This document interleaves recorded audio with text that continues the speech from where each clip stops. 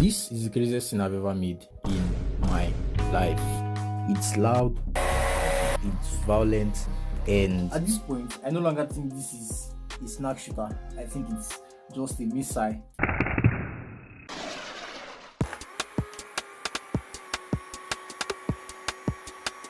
but first, why did I have to beat something this crazy? Watching a movie with a pair is often better than watching it alone. You could laugh together, get scared together, cry together. You can even make high fives together. Yeah, but this is all about the snacks. You see, while we were creating those good memories together, I wasn't paying any attention on the snacks at all. And just when I was about to get a good mouthful of them, it was Finished, erased, gone, empty. no more. But I kept having this strange feeling, like I could have prevented that exact outcome if only I had already known the danger of letting my brother hold the snacks during an epic movie. I thought about it for a few days, but I still couldn't figure out how that would have been possible. But on this particular day, it finally came to me in the strangest way possible. Think fast.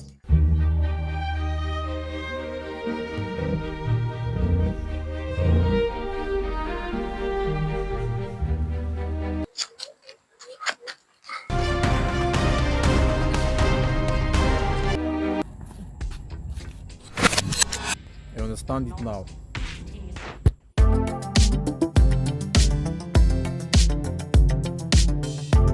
First, I'll need a chamber where the snacks can be stored, and then a rotary feeder that controls just how many snacks will be going off at a time. A snack transporter that would take the snacks away from the chamber, and the launcher, well, you know what that does. Round one. Making the chamber part was not unusual at all because I've had some experience with folding and bending papers in the past.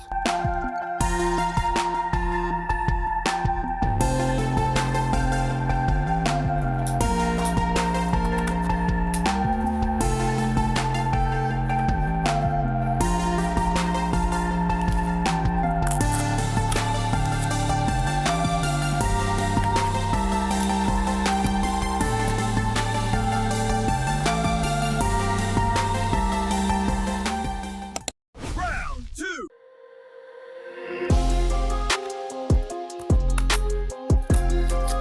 In this second round, I chose to use the same principle that made the tank tire work to get what I wanted, and it wasn't easy at all because I had to cut a lot of cartons and also drill a lot of holes and fold a lot of cardboard, but I eventually made it work.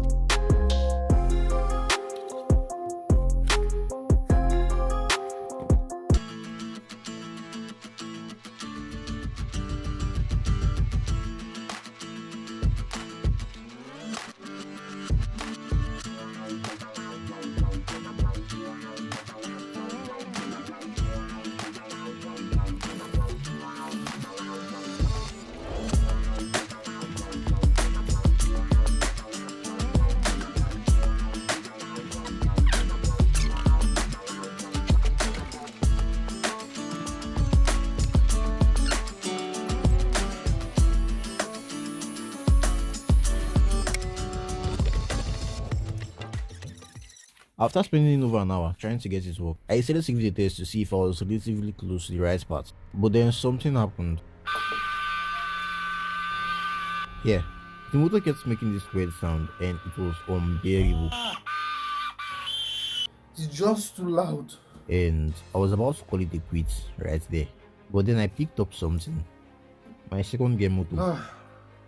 Though I was still going to use both of them in this project, but I decided to take the old one off and then install this new one. And while I did that, I tried fixing the old one at once. When I was done, I gave it a test again and it was very much better than what the old one sounded like. But still, I knew it was an issue I could fix, so I decided to fix it myself. First, I tried losing the gears, but That didn't solve the problem. And then I decided to use machine noise to soak the gears in them, and that solved everything. But it took a lot of time and a lot of oil to make it work. And fortunately, when I was done, the motor was still on, but you wouldn't even hear a tiny square. Round 3. Making the rotary feeder was quite simple because I already had the idea in my head, and yeah, it was just simple.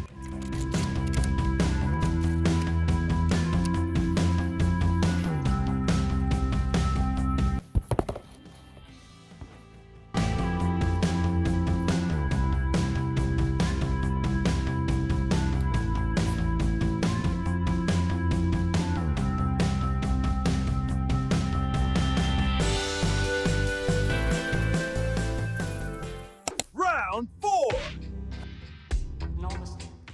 I had to choose between using a very fast motor and a moderate kind because I wasn't sure how much it was going to be launching the snacks away. So I had to do a concept test outside the snack feeder to get my predictions right. But it turned out that the slow motor was actually slower than expected, so it was off the board. So I decided to do something more powerful. But this motor has been idle for a very long time, so you need a tiny boost to actually get it running again. And that action alone gave it a very quick elimination without much thought. So it was down to the last motor, which was the fastest, and I didn't have to decide because it was just the best option for this project. So I installed the motor and then give it a test. And after seeing it worked, I moved on to adding the switch and then the battery. But I wasn't paying all the attention I could on it, so I made a wrong connection. Well, that was frustrating. So I took out the battery and then connected the right way, and it was good as new, but the whole structure wasn't quite steady. So I decided to add reinforcements by the side of the chamber, and that helped a lot. It's finally time to give it a proper test with the launcher on it, but I wasn't ready for it. I mean, nothing was directly in front of the launcher itself without any safety gear at all. I mean, aside quick reflex. But just after the first launch, something happened. The little stick I added to the motor that actually made it become a launcher flew off on its own, unprovoked, and I was directly opposite it. But I'm glad the motor wasn't as powerful as I thought it was. But luckily, I had one last trick up my sleeves, which was the fastest motor I had. But this motor wasn't part of the options at the beginning, and I had a very good reason for that. It is way too powerful than the rest. But then again, I still had to see this through. So I took off the old motor and then installed the faster one with some reinforcements at the edge to keep it steady. I've successfully changed the motor, but the only issue I'll be having now is, guys, this looks scary. I mean, the last one flew off, and I'm glad it didn't fly directly to my face, but what if this one does? So I'll put up something here. I'll make it look like this.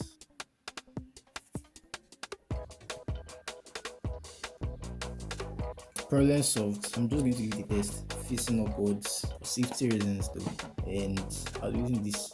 I'll be doing it in slow motion so you can see how it flies off or how it goes off. Or I should just avoid. I think I'm just going to avoid the shots. Just after installing the new launcher and then turning it on, I got a very similar experience.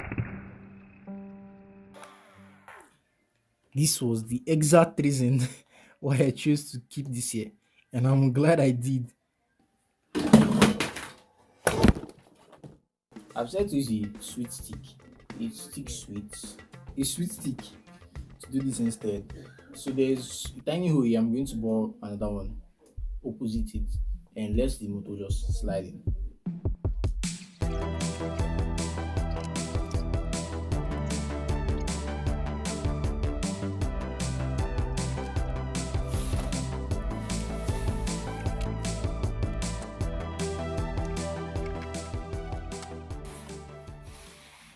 Alright, it's fixed and I'm doing this, guys.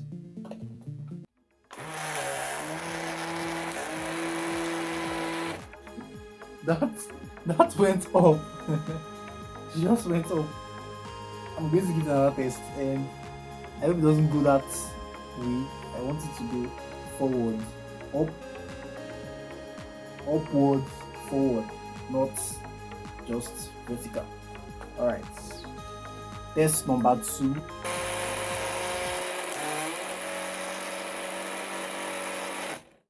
Guys, this is loud. It's like super loud, and hopefully this wasn't glued. And I think that's where the noise is coming from. Part of it too. So I'm going to do it too. So I'm doing the test again in slow motion this time so you can see how well it shoots up. It's going to face this way, moving it backwards so you see my hand when I turn it on. And these are what I'm going to be using. Alright, let's get to it. In slow motion. 3, 2, 1.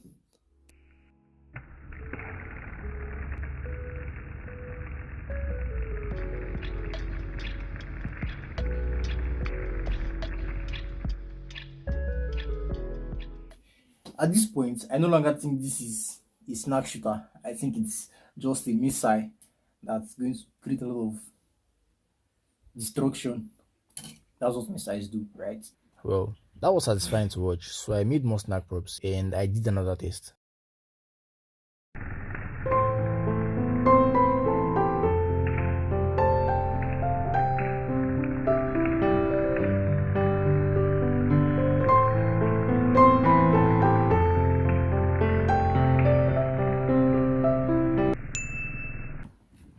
Alright, I'm ready to do the test myself.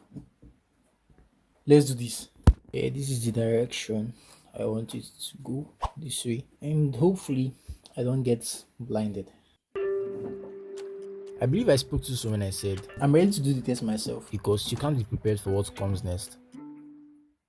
But then again, you will never know until you try.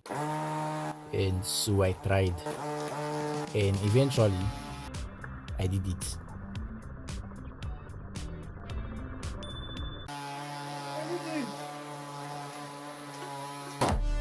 Guys, I did it. I got one. I got one. Woo! Since I can't control how far it moves upwards or this way, then I think I should place something here. If it gets high, then to bounce this way, to deflect this way. Alright, so I'm done with the whole thing. And it's time to actually test it with snacks.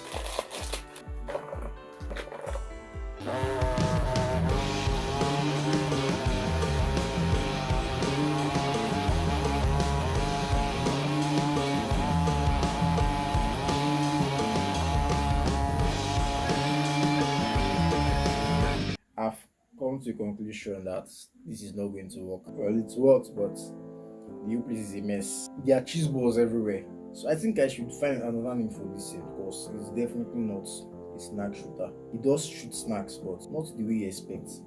I've just spent the last few days building something that doesn't work. And all I can think about now is Revenge. because it's the only thing that works.